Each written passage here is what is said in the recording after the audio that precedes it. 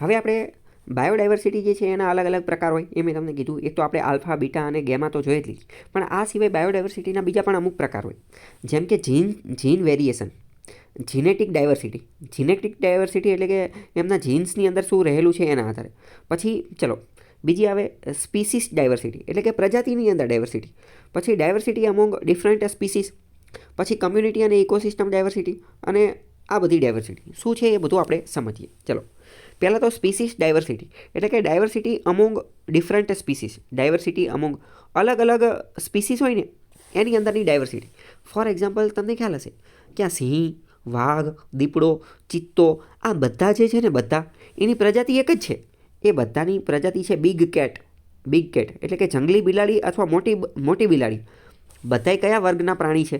તો કે બધાય કેટ, બિગ કેટ એ વર્ગના પ્રાણી છે. તો મતલબ કે શું થયું કે આ તો એક જ પ્રજાતિ થઈ કહેવાય ને. આવી રીતે અલગ અલગ વિસ્તારની અંદર અલગ અલગ પ્રજાતિ જોવા મળતી હોય તો એ પણ આનો પ્રકાર આવશે.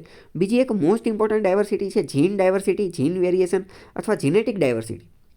જીનેટિક ડાયવર્સિટીનો મતલબ શું કે આપણું જે સજીવ જે છે, સજીવ ખાસ કરીને મનુષ્ય અને કોઈ પણ સજીવ, તો એનું શરીર જે છે, એનું શરીર એ કેવું દેખાશે, એની આંખો, એનો કલર, એનો રંગ, એનો સ્વભાવ, આ બધું કેવું રહેશે ને, તો એ બધું એના ડીએનએ, એના જીન ઉપર રહેલું હોય. એના ડીએનએ એના જીન ઉપર રહેલું હોય. ડીએનએની અંદર એક રીતે એનો આખો કોડ હોય, એની અંદર આખો કોડ હોય. તમને ખ્યાલ હશે કોવિડ વાયરસ જ્યારે આવેલો હતો તો કોવિડ વાયરસને ક્રેક કરવા માટે એના ડીએનએનો કોડ અથવા એના આરએનએનો કોડ જે છે એ આપણે પતો લગાવવો પડે તો આપણે જાણી શકીએ કે આની અંદર બધી વસ્તુ શું રહેલી છે.